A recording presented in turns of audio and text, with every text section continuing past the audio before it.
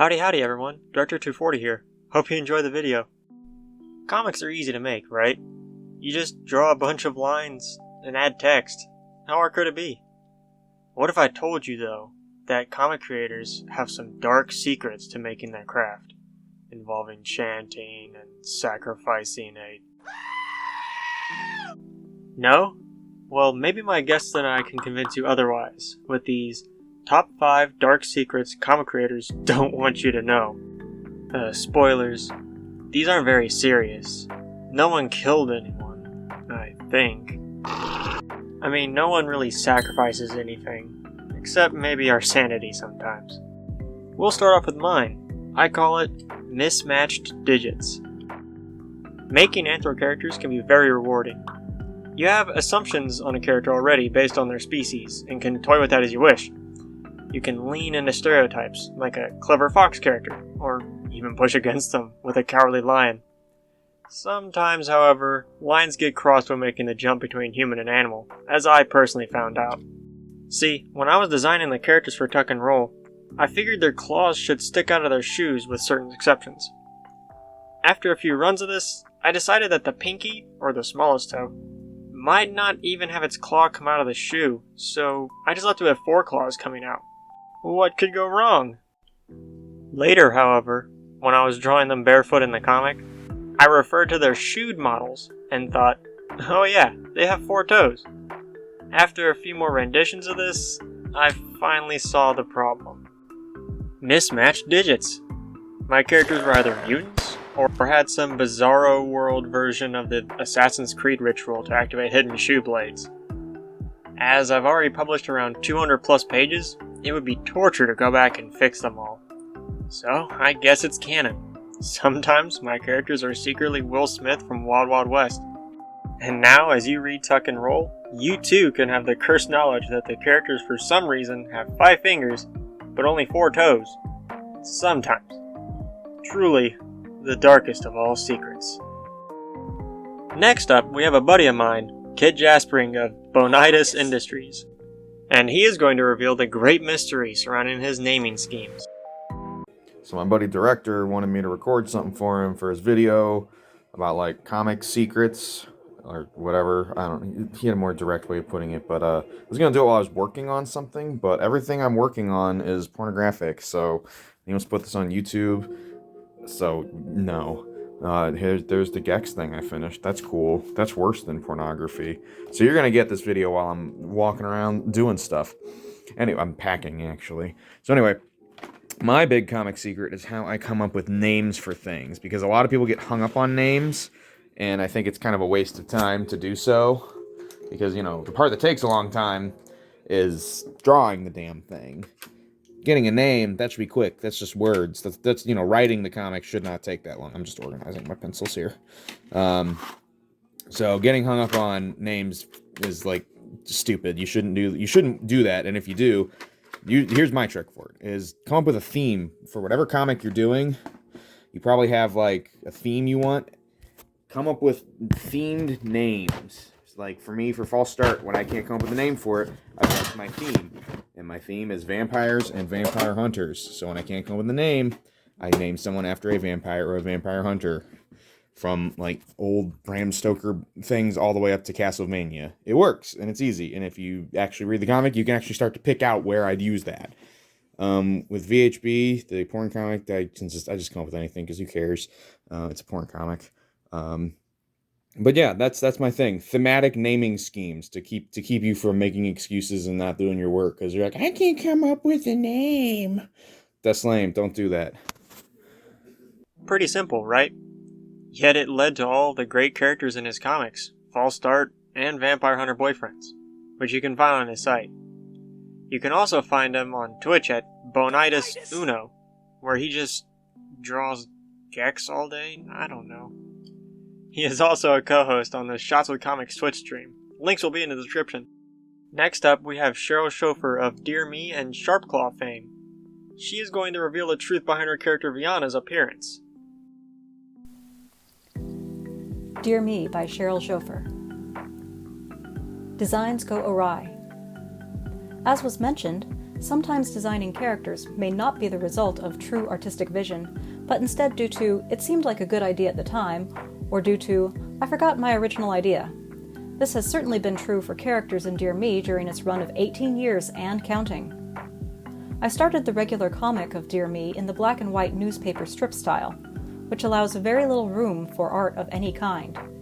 I learned the hard way why many newspapers' comic strips tend to be simple in character design and background. Some details changed to save space. For example, main character Viana's mask originally was a headband, but the limited space made giving her eyes and eyebrows a lot of expression under a headband extremely challenging. I had 3 options. 1. Ditch the headband. 2. Abandon giving her an expressive face. 3. Somehow incorporate the headband into her facial expressions. Choice 2 was absolutely out for me. Choice 1 was more logical, but I opted for choice 3, thus her mask that adheres like a second skin. Blame my years of watching Teenage Mutant Ninja Turtles for that decision.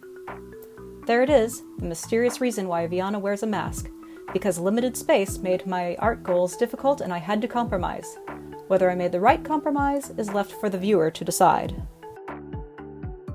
Huh. Just goes to show how a character can evolve over time, and not just in their personality. You can see more of Viana in the comic Dear Me, plus a slew of other characters in the fantasy-themed Sharpclaw, both available in the same place. Check the description for the link to it. Now we have another buddy of mine, Chad Perkins, the creator of Blue Lullaby and his current comic Lyrical. He's going to tell us just how Blue Lullaby was inspired and its unlikely origins. Hello, it's me, Chad, writer of the comic Blue Lullaby. My book will be re-releasing soon, so stay tuned. There does seem to be a lot about design in this video, but not about writing. So here I am to admit that Blue Lullaby isn't exactly the most original story as it sounds. Blue Lullaby follows the story of Winter and her monster under the bed, Blue, as they protect children from harm. The first arc covers child kidnappings. The meat of the book is an original idea, and Winter and Blue work for a supernatural government agency known as Safety Blanket, and the cases are extreme and way more brutal than, well, the short story that this is actually based off of. What makes it unoriginal is the first couple of pages of the first arc are pretty much ripped from Charlotte Dower and her monster under the bed. And you can Google that, you can find it on Imgur, you can find it on Reddit, you can find it on Tumblr. It's popped up quite a bit, so definitely Google and check it out. It's a pretty good read. When I read the short story, I absolutely loved the Monsters, Inc. feel that it had. So I decided that my first book ever to write would be this short story, but redone as a more bloodier, gorier adult comic, and a lot more graphic. Unfortunately, the reason why this series has the first few pages of it being ripped from the short story is just because the setup was really good for the 2 main characters. It was very easy to incorporate. It's easier to shock people when they open it and start reading it. It was just a very good time. I have no shame in this, and I'm more than happy to admit that yes, it's inspired by this cute little short story about a girl being afraid of something more than just the monsters under her bed. Stay tuned for Blue. It will be in stores soon. Just working on a couple of things, but I hope you guys will enjoy reading it. Peace out, and thanks, director, for having me on. Bye. Whoa, trippy, huh? Inspiration comes from the wildest of places. Be sure to check out Blue Lullaby and the upcoming Lyrical, as well as the Shots with Comics stream he runs with Kit, where they talk about comics, showcase indie developers, and have a few drinks of interesting variety. My shot glass with Cheeto dust. Sure did. You might even see me on there. Finally, we're going back to character designs with BearGlyph in his comic Crosslink. When it comes to making comics, you never know just what you're going to use. For example, just give BearGlyph a listen. So, hi, I'm BearGlyph, and I'm just going to tell you a bit about thinking in 3 dimensions. Keeping with the theme of character design, I think an interesting lesson I've learned recently is sometimes things that look good from the front look stupid from the side. One of the main characters of my webcomic, Crosslink, is a platinum fox named Addy. Addy has light blue hair, some of which is tied back in a braid.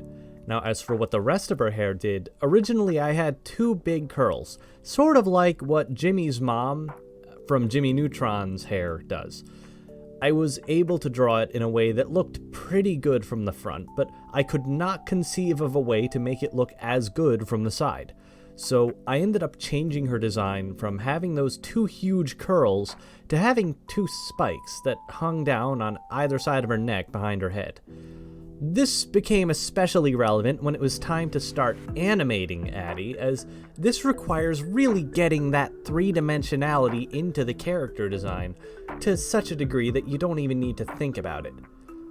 To a certain extent, in fact, it can be helpful to use a 3D program like Blender to sculpt the heads of a few of your characters, so that if you're ever trying to draw your character from a certain angle but can't immediately think, wait, how would their nose or ears or hair or eyes look from that angle, you can just load up the model, rotate it into position, and take a screenshot to use as a ref image. Granted, Blender isn't the most straightforward program to use, but this saves so much time that it's worth doing. Well, I guess that there isn't always just one tool for the job. Speaking of multimedia usage, be sure to check out Crosslink. It's an amazing hybridization of novel, animation, and comic, with a soundtrack and everything, all by one person. And with that, we've wrapped up these top 5 dark secrets. I hope you enjoyed the video. If you did, be sure to like and subscribe for more in the future. Thanks for watching. See you later.